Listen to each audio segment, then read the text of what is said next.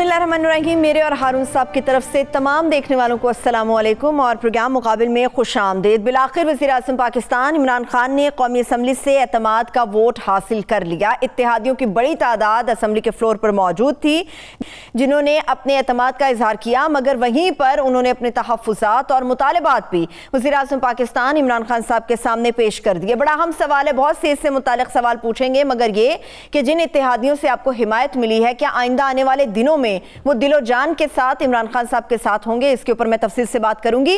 Parliament के अंदर की तो बात होगी, मगर पार्लियामेंट के बाहर जो अफसोसनाक मनाजिर पूरी कौम ने देखे, उसके ऊपर भी हारून साहब का तजिया लेंगे। पाक अमरीका ताल्लुकात के ऊपर भी बात करेंगे कि इसके हवाले से क्या पेशरफ्त हो सकी है, पॉलिसी क्या चल रही है, और इसके साथ साथ पोप फ्रांसिस के दौरा इराक और उसकी अहमियत के ऊपर भी बात होगी। हारून साहब, पाक के अंदर भी जो कुछ हुआ, जो कुछ पार्लियामेंट के बाहर हुआ, दोनों बड़ा इंपॉर्टेंट है। वज़ीर आज़म ने एतमाद का वोट हासिल कर लिया, इसके बाद मैं पार्लियामेंट के बाहर आऊँगी। देखिए, पहले बाहर की बात कर। देखिए, बात यह है कि ये ड्रामा तो मैंने जहाँ तक मेरी मालूमात हैं हुआ मोहतरमा मरियम नवाज़ साहिबा की वजह से। लोग प्रेस कॉन्फ्रेंस करके अंदर चले गए थे, फिर उन्हें बुलाया, वो नारे लगाते रहे। प्रेस कॉन्फ्रेंस का कोई जवाब नहीं था ऐसे मौके पर जब वो कारकुन उनके जमा थे और जश्न मनाना चाहते थे और एंग्जाइटी का भी ज़ाहिर शिकार थे और दबाव का भी थे। तो फिर मेरी मालूमात ये हैं, जो ज़रा ये कहते हैं कि उन्होंने कहा फिर बाहर वापस आओ, और बाहर वापस आए और फिर उसके बाद वो बदमज़गी के वाक़यात हुए। उसमें ये नहीं है कि किसी एक फ़रीक ने ज़्यादती की, दोनों ने की। इन्होंने ये किया कि माहौल ऐसा पैदा किया जिसमें कशीदगी पहले से मौजूद थी, और दोनों तरफ की तकारीर ने भी उसमें इजाफा किया। और ये एक साहब ने तो लाहौर के जो एम.एन. हैं उन्होंने गालियाँ भी दी, गंदी गालियाँ रिकॉर्ड पे हैं, और ऐसी गालियाँ हैं जो बयान ही नहीं की जा सकती, चलाई नहीं जा सकती। अच्छा, अब वज़ीर आज़म साहब ने भी कैथारसिस ही किया, दरअसल गुस्सा ही निकाला, हालांकि मौका था कि सारी कौम मुतवज्जो थी, एजेंडा पेश करते। बहरहाल दो बातें बहुत अफसोसनाक हैं। पीटीआई की लीडरशिप को उस पर मादरत करनी चाहिए, बाकायदा मादरत करनी चाहिए, फ़ोन करके इमरान खान साहब को करनी चाहिए, नहीं तो उनका जो करीबी साथी है किसी को करनी चाहिए। एक जो मरियम औरंगज़ेब के साथ बदतमीज़ी हुई, और बहुत बदतमीज़ी हुई जिसकी तफसील बयान नहीं की जा सकती, ये बड़ी अलमनाक बात है। इसके बाद तो फिर खून खराबा ही रह जाता है, अल्लाह मुल्क को महफूज रखे। लेकिन ये यहाँ तक नहीं न बचे। फिर ये जो जूता फेंका गया है, जो दो आदमियों को लगा, एहसन इकबाल को भी लगा और एक और साहब ने फेंका, एहसन इकबाल को भी लगा, तो जिस पर जरदारी साहब ने उन्हें फ़ोन भी किया। इस पर मादरत करें, ये कोई तरीका नहीं है। आप मुखालफत करें और डट के मुखालफत करें, और जो कुछ भी आपका मौक़िफ़ है वो पेश करें। मैं एक चीज़ शाइस्तगी भी होती है। बात आप रियासत मदीना की करते हैं, और उधर भी मौलाना फजलुर रहमान इस्लाम का आलम लेकर खड़े होते हैं, और इधर ये रियासत मदीना की बात और ये इस तरह की चीज़ें। वो वहाँ तो जनाब वाला ये था कि कोई आदमी एक वाक़या बता दें कि जनाब रसालत में आपकी शान में किसी ने गुस्ताखी की हो और उन्होंने उसका जवाब दिया हो और उसको सज़ा दी हो, और हर एक को नरमी और मोहब्बत से। वो एक सरदार था वहाँ का, अपना ये जो इलाका डेजर्ट का इलाका है वहाँ का, वो लाया गया तो वो मस्जिद नबी के सतून के साथ बांध दिया गया कि जंग में गिरफ़्तार होकर आया। तो और रसूल अकरम की तरफ सल्लल्लाहु अलैहि वसल्लम की तरफ देखता नहीं था। कहा मेरी तरफ देखो, उसने कहा नहीं मैं, और सख्त अल्फाज इस्तेमाल किए। फिर कहा कि यहाँ तक कहा कि मेरे बस में होता तो मैं आपको माफ़ न करता, और ये और वो, और मेरे लिए आप नापसंदीदा आदमी हैं। यानी किसको कह, यानी जैसी आला अखलाक और अज़मत का इंसान का तसव्वुर भी नहीं किया जा सकता। अहले इल्म कहते हैं कि औसाफ ही बयान ही नहीं हो सकते जितनी भी कोशिश की जाए। आपने फरमाया इसे छोड़ दो, नाम उसका हम भूल गया, छोड़ दिया गया, मदीना के बाहर गया, वापस आ गया, कभी वापस न जाने के लिए। ये एक क्या वाक़या है, कितने वाक़यात हैं जी। तो वो जो आदमी हिजरत के सफ़र में, क्या नाम था उसका, नाम मैं भूल जाता हूँ अब, वो जिसने रास्ता रोका था आपका और हमला करने की कोशिश की, तो फिर वो आपके अखलाक से ऐसा मुतअस्सिर हुआ, मुसलमान हो गया। कहा उस वक्त तुम्हारा क्या हाल होगा जब तुम्हें किसरा के कंगन पहनाए जाएंगे। और वो جناب عمر فاروق اعظم نے ان کے زمانے میں فتح ہوا ایران، کسرا کے کنگن آپ نے اپنے ہاتھوں سے اس کو پہنائے، پھر کہتے تھے یہ رسول اللہ کی نشانی ہے، اس کا احترام کہاں یہ دیکھیں نا آپ پھر ریاست مدینہ کی بات کرتے ہیں. کچھ تو دیکھیے ویسا تو کوئی ہو نہیں سکتا، وہ تو اللہ کہتا ہے رضی اللہ برضو عنہ واصحاب رسول، اور اہل بیت کے بارے میں کہتا ہے کہ اہل بیت کو ہمیشہ شامل کرنا چاہیے. ہم جب اصحاب کی بات کرتے ہیں تو ان میں سب سے زیادہ فضیلت والے تو اہل بیت ہیں. وہ اس نے کہا وظیفہ زیادہ ہے، حضرت عمر کے فرزند نے کہا کہ جناب علی کے فرزند کا وظیفہ زیادہ ہے حسن اور حسین کا، تو کہا جانے پدر اس لیے کہ اس کی ماں تیری ماں سے بہتر ہے، اس کا باپ تیرے باپ سے بہتر ہے.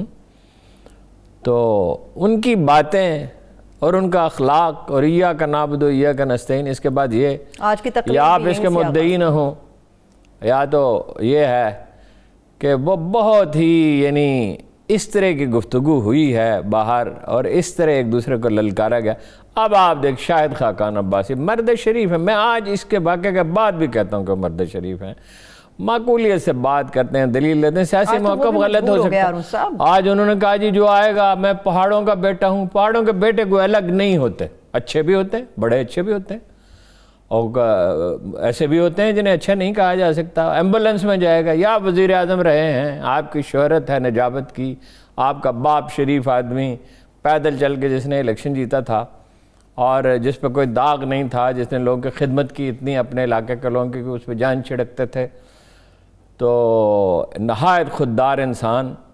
اور آپ یہی لب و لہجہ استعمال کر رہے ہیں. ارون صاحب جب خواتین کے اوپر آپ اس قسم کے معاملات آ جائیں نہیں، گالی گلوچ، اور یہ بڑی افسوسناک بات ہے. یعنی آپ سوشل فیبرک تباہ کر رہے ہیں معاشرے کا. کیا مشرکین مکہ سے بھی بدتر ہیں آپ کے مخالفین؟ خرابیاں ہیں، آپ کے لوگوں میں بھی خرابیاں ہیں. خسرو بختیار کیا ہے؟ اچھا ان کے لیے آپ جواز تلاش کر لیتے ہیں، اس نے نہیں کہا، اس کے بھائی نے نہیں کیا، کیس چلنے نہیں دیتے، ابھی تک مذمت نہیں آئی، اور آپ اس کی مذمت تک نہیں کرتے. یہ کوئی طریقہ ہے؟ کوئی کیا کہا تھا جناب رسالت میں آپ نے فتح مکہ کے دن، لا تجریب علیکم اليوم؟ لوگوں سے پوچھا تم کیا توقع رکھتے ہو مجھ سے؟ کہا جس طرح جو حضرت یوسف نے اپنے بھائیوں کے ساتھ کیا تھا. اور ہمارے بھائی ہیں، بگڑے ہوئے ہیں، چلیے فرض کیجئے آپ اچھے ہیں، آپ ان سے بہتر فرض کیجئے. بھئی یہ کیا طرز عمل ہے جی؟ ایک گالی گلوچ، ملک کی کوئی حالت نہیں ہے، دنیا میں آپ کی کوئی نیک نامی نہیں ہے، کچھ آپ ایجاد نہیں کرتے، تعلیم کی حالت آپ کی خراب ہے، پولیس خراب ہے، عدلیہ خراب ہے، اور کاروبار میں لوگ ٹیکس دیتے نہیں ہیں، اور سول سروس بگڑی ہوئی ہے، اور ہر طرف چوری چکاری ہے، جرائم بڑھ رہے ہیں، کوئی نیک نامی نہیں ہے. اور اس میں آپ کو اصل فکر نوجوان کی پرورش کیسے ہو رہی ہے، اس کو کس طرف لے کر جا رہے ہیں؟ اور آپ اس ماحول میں جو نسل پروان چڑھے گی اس کا کیا اخلاق ہوگا؟ اس کا سوشل فیبرک ہی آپ تباہ کر دیں گے. ایک تو میڈیا لگا ہوا ہے اس کام پہ، یہ سو کالڈ مزاحیہ پروگراموں میں سوشل فیبرک تباہ کرنے پہ، اور علماء کو کوئی فکر نہیں ہے اس سوشل فیبرک کی. اخلاق بگڑ رہا ہے اور وہ فقہی مسائل تک محدود ہیں اور داستانیں سنانے پہ اکتفا کرتے ہیں، کوئی محبت کی الفت کی بات نہیں کرتا. ہم سب خطا کار ہیں، یہ نہیں ہم میڈیا والے اچھے ہیں، میں اپنے بارے میں کہتا ہوں میں بہت مجھ میں کمزوری ہیں، لیکن کوئی حد ہوتی ہے، کوئی سرخ لکیر کھینچنی چاہیے. کیا ایک قوم ہے، قوم اس طرح ہوتی ہے؟ سیاست میں ہارون صاحب اخلاقیات کا تو کچھ باقی نہیں رہ گیا. نہیں یہاں نہیں رہا نا، دنیا میں، انڈیا میں نہیں ہے، بنگلہ دیش کا حال بھی خراب ہے. لیکن جن قوموں نے ترقی کی، دیکھیں لوگ بھول جاتے ہیں کہ یورپ میں صرف صنعت انقلاب نہیں آیا تھا، علمی نشت ثانیہ بھی ہوئی تھی، اخلاقی تحریکیں بھی اٹھی تھیں، لوگوں کو سکھایا گیا تھا جھوٹ نہ بولو، خیانت نہ کرو، وعدہ پورا کرو، ٹائم کی پابندی کرو. ہاں جی، تو اس سے انقلاب آتا ہے. وہ جو برطانیہ میں اور جرمنی میں انقلاب، صنعتی انقلاب آیا، وہ روس بھی اس میں آگے بڑھ رہا تھا، مگر روس کیوں پیچھے رہ گیا؟ اس لیے کہ اس کا سوشل فیبرک خراب تھا. ٹھیک ہے، اب آتے ہیں ہارون صاحب پارلیمنٹ کے حوالے سے کہ پارلیمنٹ کے اندر کیا ہوا. اعتماد کا ووٹ لیا، مگر مریم صاحبہ یہ بیان کرتی ہیں کہ آپ نے گن پوائنٹ پر لیا ہے یہ ووٹ اور اس کی کوئی حیثیت نہیں ہے. گن پوائنٹ دیکھیے، جب انہیں حالات سازگار ملتے ہیں یہ کہتے ہیں گن پوائنٹ کا مطلب ہے اسٹیبلشمنٹ نے لے کے دیا. ترجمہ مولانا صاحب نے ڈائریکٹ اس طرح کی بات کی ہے. اچھا مولانا صاحب نے بھی کہہ دی. اچھا ایجنسیوں نے کیا؟ ایجنسیوں نے اس میں کیا کیا؟ ایجنسیوں کرنے کو یہ تو ہر آدمی جانتا تھا ملے کانفیڈنس کا ووٹ. تو پھر کہہ دیتے ہیں کہ جی وہ گیلانی صاحب جیت گئے، اس وقت اسٹیبلشمنٹ کہاں تھی؟ گیلانی کیسے جیت سکتا تھا آگے؟ اسٹیبلشمنٹ غیر جانبدار تھی تو جیت گیا نا. بلکہ پی ٹی آئی کے بعد لوگ تو کہتے ہیں اس کی مدد کی اس لیے کہ اس سے توقع ہے کہ اگر وہ بن گیا سینٹ کا چیئرمین تو اسٹیبلشمنٹ کا کھیل کھیلے گا. یہی زرداری صاحب کا اصل کھیل ہے کہ ان کے ساتھ تعلقات بہتر بنا کے اقتدار حاصل کیا جائے. زرداری صاحب اس طرح کی باتیں کی زیادہ سے زیادہ تو کوئی اس میں نہیں. وہ تو داوڑ نے تو اس سے بھی بڑی بات کی کہ 178 آدمی تھے ہی نہیں. یہ بھی گردش کر رہی ہیں خبریں ووٹ کیسے 178. ارے بھائی وہاں دستخط ہوتے ہیں, آپ طلب کریں, رجسٹر طلب کریں, دستخط ہیں یا نہیں ہے.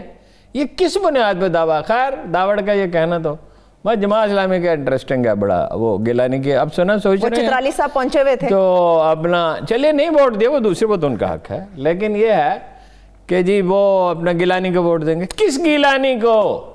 کس گیلانی کو جس نے تحفے میں دیا سیلاب زدگان کے لیے دیا گیا, جس کی بڑی تقدیس تھی وہ تو ایسا تھا کہ اس کو نیلام کیا جاتا, اور میرا خیال ہے کہ لوگ اربوں میں نہیں تو کروڑوں میں اس کو خرید لے. ایسی یادگار چیز تھی. ایسا تحفہ کون دیتا ہے؟ بیگم کو دے دیا انہیں اپنی بیگم کو دے دیا. اور کون سی جو کرپشن مجھے بلایا ایک دفعہ, کہنے لگے کیا حالات ہیں بلکہ میں نے کہا کرپشن بہت ہے. کہ کرپشن تو ہوتی رہتی ہے, جو حمزہ نے کہا تھا. ہاں جی کرپشن تو ہوتی ہے, یہ کیا ایسی بات ہے؟ تو وہ مطلب یہ ہے کہ گیلانی کو آپ ووٹ دے رہے ہیں, وہ کس کے آپ وارث ہیں؟ سید ابوالعلا مودودی کے. آپ مولانا مودودی کی سیاسی فکر سے تو جتنا بھی اختلاف کریں, زیادہ لوگوں کو اختلاف ہی تھا, کیا نجابت اور شرافت تھی. 70-80% آمدن اپنی خاموش ایک تو پارٹی کو دے دیتے تھے, ایک غریب لوگوں کو دیتے. میں ان کی قبر پہ گیا, فاتحہ پڑھ گزر رہا تھا, میں نے کہا بھائی فاتحہ پڑھنی چاہیے. ان سے تعلق بھی رہا, خاندانی تعلق بھی رہا, ذاتی بھی ان کی تقریبات میں بھی جاتے رہے. مجھے ادراہ کرم انہوں نے اپنی صاحبزادی کی شادی پہ بھی بلایا. تو وہاں ایک آدمی جو ہے اچانک پھوٹ پھوٹ کر رونے لگا. اچھا. وہ ایک ورکر تھا, وہ موٹر تھا, وہ خوش اخلاق سے آدمی, بڑا خوش طبع آدمی. کہنے لگا اس آدمی کو کوئی نہیں جانتا. میں نے کہا کیوں نہیں جانتے اس کو, تو دنیا جانتی. اس نے کہا مجھے دیتے تھے روپیہ اور کہتے تھے کسی کو نہ بتانا, بچوں کو بھی مت بتانا, اور میں جاتا تھا غریبوں کے گھروں پہ, حاجت مندوں کے گھروں پہ. یہاں تک کہ ایک آدمی کے بارے میں کسی نے کہا کہ وہ آپ اس کو پیسے دیتے ہیں, وہ جوا کھیلتا ہے. انہوں نے کہا میں تھانے دار ہوں, ایک غریب آدمی ہے, احتیاج مند ہے, اس کو پیسے. وہ کبھی ناشائستہ لفظ ان کی زبان پہ نہیں آیا. نوابزادہ نصر اللہ خان کا بھی ویسے یہی تھا. جب مولانا مودودی کی تو ایک علمی حیثیت بہت بڑی تھی, پہلا فیصل ایوارڈ میں کتنی ان کی کتابیں جو عالم عرب میں پڑھائی جاتی ہیں دنیا کے ملکوں میں, اور ان کی کرسی پہ آپ بیٹھے ہیں, آپ کیا کر رہے ہیں؟ آپ غیر جانبدار ہو جائیں, یہ بات تو سمجھ میں آتی ہے. کیا میسیج دے رہے ہیں آپ نئی نسل کو؟ وقت کے دھارے کے ساتھ بہہ گئے ہیں. خیانت کی آخری حد پہ جانے والوں کو بھی آپ سپورٹ کر سکتے ہیں سیاسی فائدے کے لیے, جو ملا بھی نہیں. ان کی خاتون تو نہیں بنی سینیٹر جی, اور آپ نے عمران خان کو ووٹ نہیں دیا, وہ جیت گیا.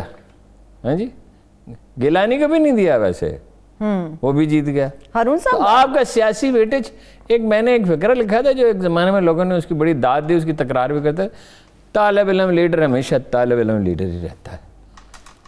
یہ ہمارے دوست جاوید ہاشمی صاحب سے میں کہتا تھا, گستاخی ہے ویسے, مطلب ہم سے سینئر بھی ہیں, قابل احترام ہیں, تو ان کے حوالے سے میں نے کہا تھا یہ طالب علم لیڈروں کے ہتھے چڑھ گئی پارٹی. ہاں جی, یہ چھوٹے چھوٹے ٹیکٹکس, یہ نہیں لانگ ٹرم آپ کا کاز کیا ہے اور آپ کس کو سپورٹ کر رہے ہیں, اور یہ داغ دھلے گا نہیں. ایک اور لیڈر عمران خان صاحب, ان کی تقریر کا متن, اس کو کس طرح سے دیکھ رہے ہیں؟ ایجنڈا کیا تھا, پالیسی کیا بیان؟ عمران خان صاحب کیتھارسس کرتے ہیں, غصہ نکالتے ہیں. This was a golden time chance کہ وہ اپنا ایجنڈا واضح کرتے. وہ یہ کہتے, دیکھیں یہ موقع ہوتا ہے جب لوگ توجہ سے بات سن رہے ہوتے ہیں, تو وہ اس لمحے میں یہ خیال رکھنا چاہیے.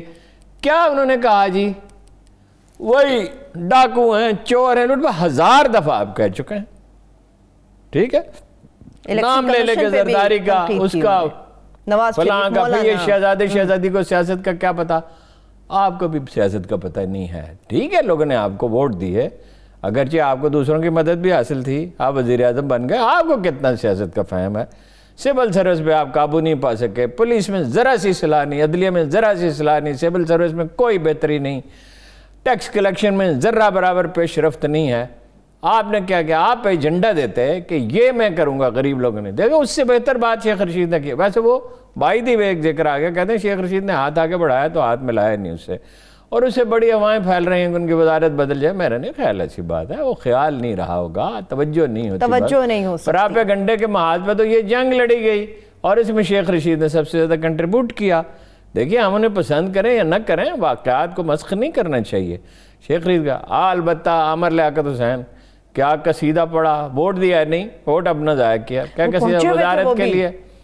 عمران خان آپ برا سا منہ بنا رہے تھے اس وقت, لیکن قصیدہ پڑھا عمران خان صاحب کی شان میں. قصیدہ پڑھنے کی کیا ضرورت ہے؟ آپ بات وہ جو ہے آپ نے حمایت کرنی ہے. کل تک تو آپ حمایت نہیں کر رہے تھے, روٹے ہوئے تھے کہ مجھے وزارت نہیں دی. اب وزارت حاصل کرنے کا دوسرا طریقہ, آپ لاکھوں آدمیوں کی نمائندگی کر رہے ہیں, پڑھے لکھے ہیں, آپ کا اتنا بڑا ایکسپوجر ہے, کوئی سلیقے کرینے وقار سے بات. قائد اعظم نکلے اپنے دفتر سے, یہ سندھ اسمبلی جو ہے یہ کانسٹیٹیوئنٹ اسمبلی تھی, یہاں تشریف فرما دو. اسمبلیوں میں دفاتر ہوتے ہیں, وزیر اعظم کا بھی, گورنر جنرل کا بھی, وزراء کو بھی دفاتر دیے جاتے ہیں. نکلے تو رحمان جو غیر محتاط, شیر بنگال جن کو کہا جاتا ہے, فضل الحق, وہ کھڑے تھے. سہروردی نے بھی کچھ غیر محتاط گفتگو بعض موقع پہ کی تھی, ان کو تو خیر طلب کیا. سہروردی صاحب کو بلائیے, ہاں جی, تو بڑے احترام سے نام لیتے, بلائیے سہروردی صاحب کو. سہروردی صاحب اتنے پینک میں تھے, حالانکہ کتنا دلیر آدمی اس کو سمجھا جاتا تھا, اور قائد اعظم کے بعد کہا جاتا ہے سب سے اچھا پولیٹیشین ہوتا. اس حال میں بھاگے ہوئے گئے کہ شیروانی کے بٹن نہیں بند کر سکے پورے, ٹھیک ہے. باہر نکلے تو فضل حق کھڑے تھے, ناراض ہوتے تھے ڈسپلن کے معاملے میں, لیکن لفظ نہیں ناشستہ زبان سے نکلتا تھا. سیدھے چلتے گئے, اس کی طرف آنکھ اٹھا کر بھی نہیں دیکھا. بس اتنی سزا بہت ہوتی ہے. بھائی آپ وزیر اعظم ہیں, وزیر اعظم والی بات کریں, آپ کو چیلنجز درپیش ہیں. دیکھیے بریک سے واپس آ کے ہم سب چیلنجز کے اوپر بات کرتے ہیں. ایک بریک لے لیتے ہیں, بریک سے واپس آ کے چیلنجز کے اوپر بات کریں گے. اتحادیوں کے اتحاد, حفیظ شیخ صاحب کے مستقبل, اور اس کے ساتھ ساتھ اب آگے عمران خان صاحب کو کیا کرنے کی اشد ضرورت ہے. ایک چھوٹی سی بریک سے واپس آ کے اس پہ بات کریں گے. ہمارے ساتھ رہیے.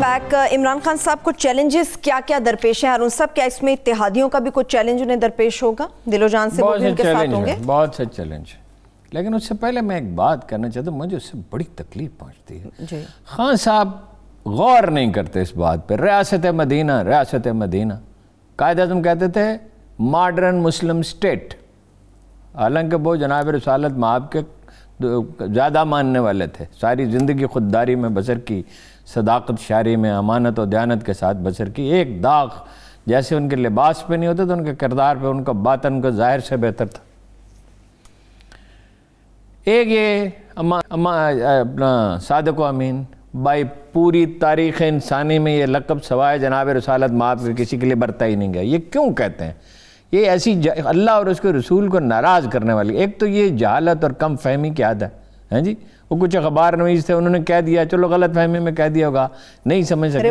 اب آپ خدا کا خوف کریں, وہ کہیں اس کے امانت دار لکھیں, اس کی بجائے امانت دار اور صداقت شعار لکھیں. صادق و امین کیا مطلب ہوا؟ وہ تو کبھی اصحاب رسول کو نہیں کہا گیا, کبار اہل بیت کو نہیں کہا گیا, کسی پیغمبر کو نہیں کہا گیا.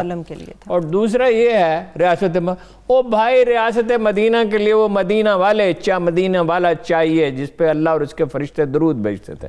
انہوں نے تربیت کی تھی 4000 آدمیوں کے براہ راست 23 برس میں, اور وہ لوگ پیدا ہوئے تھے. یہی تو بڑی تکلیف کی بات ہے. اس کو سنتے سنتے سخت کوفت ہونے لگتی ہے کہ بھائی اتنی سادہ سی بات سمجھ میں نہیں آتی. اب آپ نے کی چیلنجز کی بات, دیکھیے ایک تو الیکشن کمیشن خود چیلنج بن گیا جس پہ انہوں نے اظہار بھی کیا, اور یہ وہ بات ہے جو کہنے کا انہیں حق تھا, اس لیے کہ چیف الیکشن کمشنر جو ہیں وہ پارٹی بن گئے, سیاسی لیڈر کی طرح بیانات جاری کر رہے ہیں, ہم نے بہت اچھے الیکشن کر رہے ہیں. اچھے الیکشن ہے, عمران خان نے ٹھیک سوال کیا, یہ اچھے الیکشن تو برا کیا ہوگا؟ برا الیکشن کیا ہوتے ہیں؟ اور اس طرح بھائی مریم نے اتنی تنقید کی, محترمہ مریم نواز نے, اور جا کے وہاں جلسہ کیا، احتجاج کیا، اس وقت کوئی بیان آپ نے جاری نہیں کیا. اول تو آپ کو خود ہی مستعفی ہونے چاہیے. ویسے یہ ریفرنس کے لیے کیا نام تھا ان کا پچھلے اٹارنی جنرل صاحب کا، منصور صاحب نے، ان کی تجویز ہے. لیکن ان کا کوئی قانونی مشوروں کے معاملے، تو اچھے آدمی ہیں، قانونی مشوروں کے معاملے میں ان کی رائے کوئی قابل رشک نہیں سمجھی جاتی. وہ جسٹس فائز عیسیٰ والا بھی کہا جاتا ہے، انہوں نے مشورہ دیا، اب وہ یہ مشورہ دے رہے ہیں. خالد جاوید سے مشورہ کرنا چاہیے، انہیں زیادہ سمجھا جاتا ہے کہ وہ زیادہ نسبتاً زیادہ گہرے غور و فکر کرتے ہیں. میں یہ نہیں کہہ رہا کہ وہ انور منصور صاحب اچھے وکیل نہیں ہیں، بہت قابل احترام ہیں، سینئر ہیں، لیکن یہ ہے کہ اور لوگوں سے بھی مشورہ کریں. اور اس کے بعد ایک تو یہ ہے، اور ریفرنس جو ہے وہ یہ دیکھیے کاؤنٹر پروڈکٹیو ہو سکتا ہے، الٹا پڑ سکتا ہے، جیسے جسٹس فائز عیسیٰ والا ہوا اور چیز ہوئے نا. ہاں وہ ظاہر ہے کہ بھئی آپ کو ایک چیز اسٹیبلش کرنی ہوتی ہے. ویسے تو انہیں مستعفی سعید مہدی صاحب کے داماد ہیں وہ، اور ان کے صاحبزادے کمشنر ہیں سی ڈی اے کے. میں اس سے زیادہ کچھ کہنا نہیں چاہتا. وہ سعید مہدی صاحب کا کمال کیا ہے کہ اس کی نواز شریف کی ناک کا بال تھے وہ، اور جب بے نظیر کی پہلی میٹنگ ہوئی تو سی ڈی اے کے چیئرمین تھے. ابھی ایک دوست نے واقعہ سنا، اور قابل اعتبار آدمی ہے جس نے واقعہ سنا. اس نے کہا کہ وہ جہاں آخری ایام گزرے تھے بھٹو صاحب کے تو وہ اس کی یادگار بنانا چاہتی تھی وہاں بے نظیر. فطری بات ہے، باپ تھا ان کا، اور ایسا انجام ہوا المناک. تو پیپلز پارٹی کے لوگوں نے کہا کہ وہ تو ہیرو تو ہیں ہی رہیں گے، مگر یہ ہے کہ وہ مناسب نہیں ہے، اسے تفریق پیدا ہوگی. جو دارہ پیپلز پارٹی میں بعض لوگ سیاسی سوجھ بوجھ بڑی گہری رکھتے ہیں، کہ کافی لمبی تربیت ہے سیاسی اعتبار سے. تو بھٹو صاحب ویسے تو کافی پوزیسو تھے، لیکن گفتگو کے لیے انکریج کرتے تھے. بعض اوقات بات سنتے تھے دیر تک، ذہین آدمی تھے، اپنے زمانے کو سمجھتے. تو سعید مہدی صاحب نے کہا وہ زرداری بیچارہ کیا چھوٹی چھوٹی چالاکیاں. اور کیا مطلب چھوٹی چالاکیاں؟ چھوٹی چھوٹی چالاکیاں. اور کیا یہ اس کا انجام اچھا تھا؟ کیا انجام ہوا اس کا؟ وہ بنا لیا ہے. ان کے کام تو نہیں آئیں گے یوسف رضا گیلانی اگر چیئرمین بن گئے، کسی اور کے کام آئیں گے.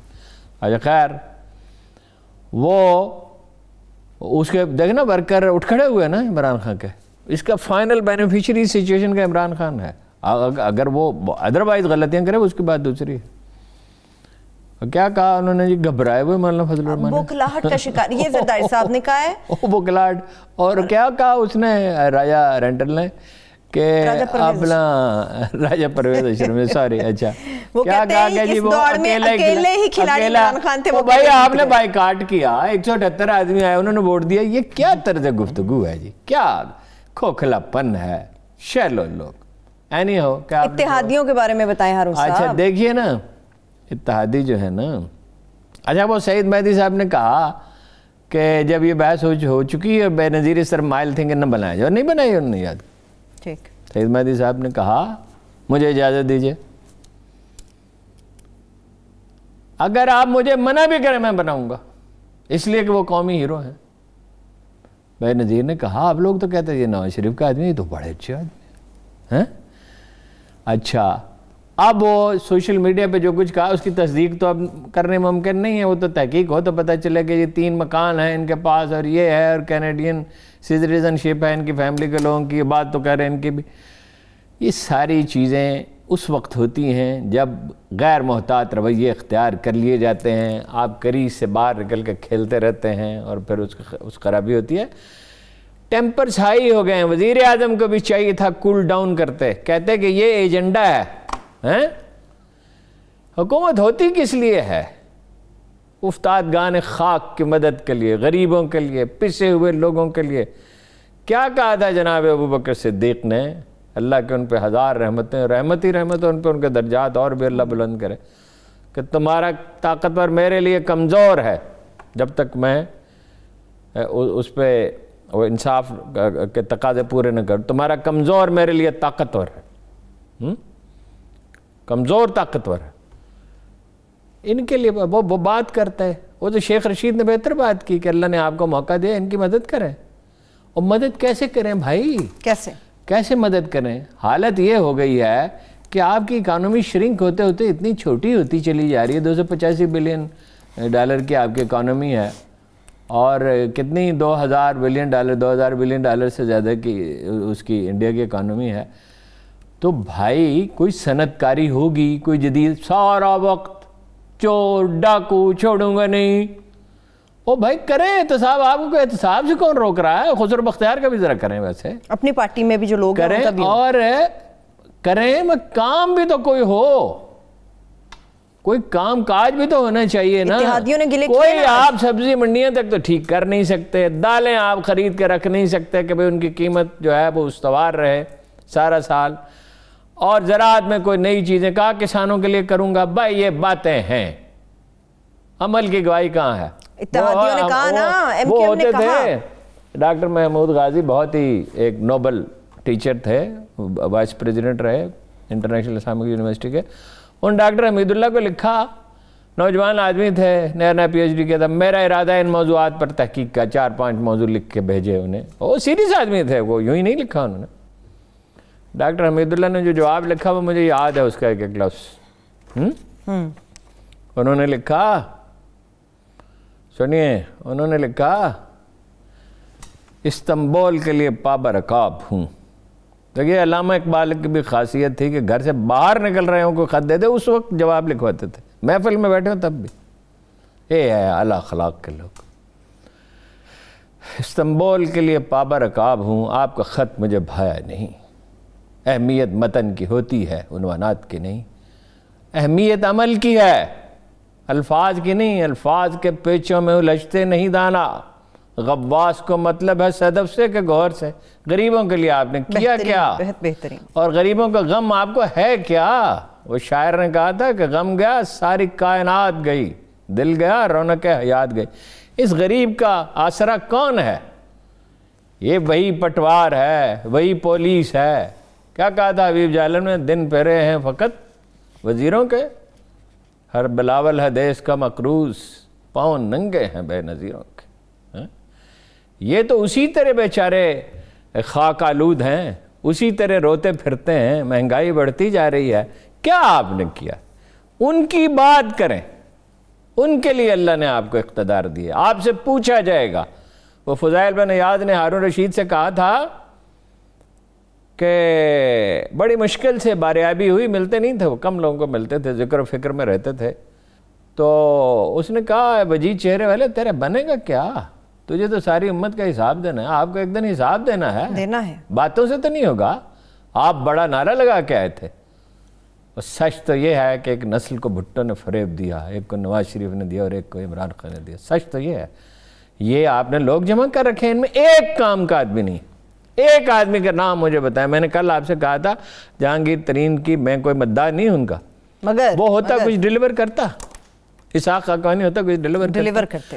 جو کوئی ڈھنگ آدمی, وہ طارق چودھری کو بلا دیا.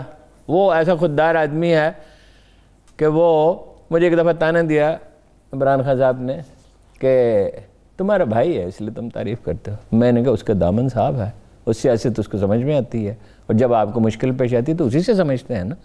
اور بڑا جلسہ تو اسی نے کیا تھا فیصل آباد میں, جس کے بعد لاہور کا جلسہ ہوا. تو میں بھائی ہونے کی وجہ سے کوئی رعایت تو نہیں کرتا. کتنی دفعہ میں نے اس سے اختلاف بھی کیا.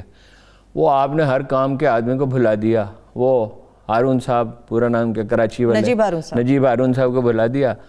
آپ نے کیا لوگ آپ نے جمع کیے ہیں, کیا لوگ جمع کیے. ان پہ میں بریک سے واپس آ کے ہارون صاحب بات کرتی ہوں. ہارون صاحب نے جو بات کی ہے کہ کیا لوگ عمران خان صاحب نے جمع کیے ہیں, 1 بائی 1 ان تمام کا ہم جائزہ لیں گے. ایک چھوٹی سی بریک کے بعد ہمارے ساتھ رہیے.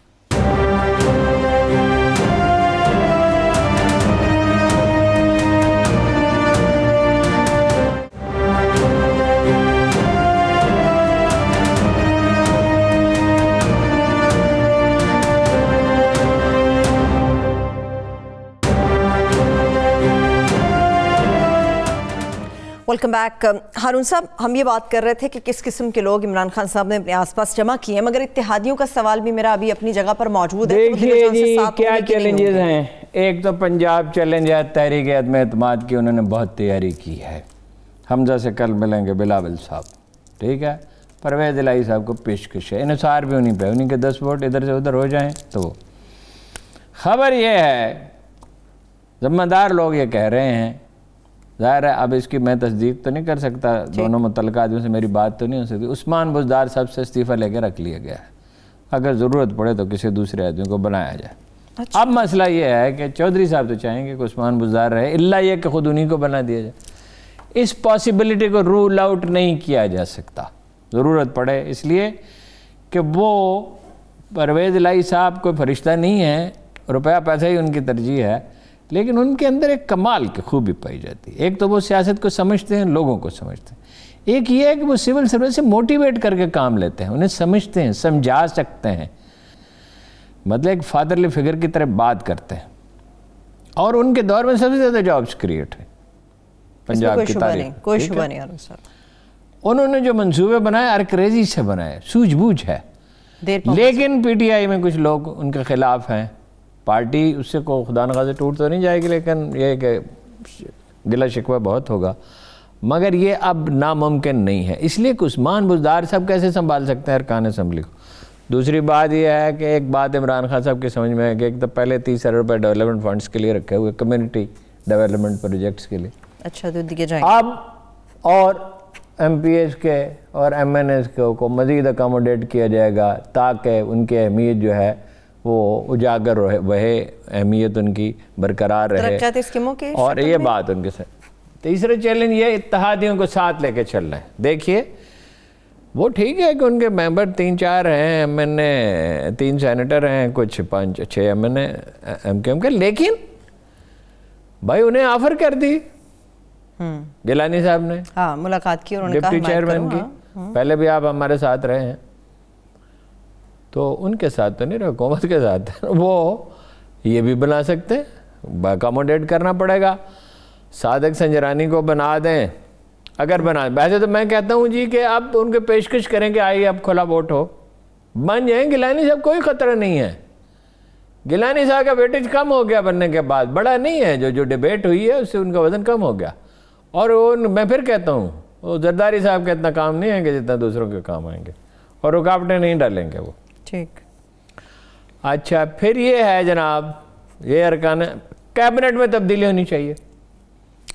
کہا بھی جا رہا ہے لیکن یہ اچھا کچھ اضافے بھی ہونے چاہیے. بس یہ خسرو بختیار کو آپ وزیر بنا سکتے ہیں، مونس کو بھی نہیں بنا سکتے. ایک ذاتی پسند ناپسند کیا ہوتی ہے؟ ٹھیک ہے نا. خسرو بختیار میں اور مونس الہی میں کیا فرق ہے؟ آپ کئی بار عمران خان صاحب کی شخصیت پہ بتا چکے ہیں، تو وہ ایسے ہی وہ اپنا بھائی ایک ناپسندیدگی جس کے لیے ڈیولپ کر لی. یہ ڈاکٹر عامر لیاقت حسین کو کبھی وزیر نے بنایا گا، جتنا میں اسے جانتا ہوں. جتنے مرضی ان کی تعریف و توصیف کر لیں. اور عامر لیاقت صاحب کو یہ نہیں کرنا چاہیے تھا. پڑھے لکھے آدمی، آپ کو سمجھ نہیں آتی کہ اس طرح کے گانے گا کے تو نہیں آدمی وزیر بن سکتا. ٹھیک. تو یہ پنجاب کا چیلنج ہے، مہنگائی کا چیلنج ہے. ٹائم تھوڑا رہ گیا، 2.25 سال رہ گئے. ان فیکٹ 1.5 سال ہی سمجھے رہ گیا. اس لیے کہ پھر الیکشن کا کمپین ہوتی ہے. پھر کچھ اکانومی، وہ کیا امریکہ میں نعرہ لگا تھا، اسٹوپڈ اٹ از اکانومی.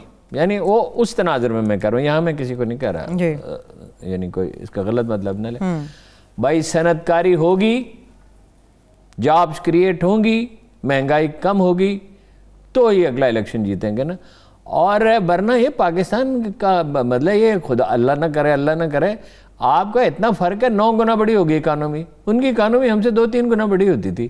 وہ ہم ان کا مذاق اڑاتے تھے. ہندو گروتھ ریٹ 2%, 3%، ہمارا 6-7-8% تک جاتا تھا.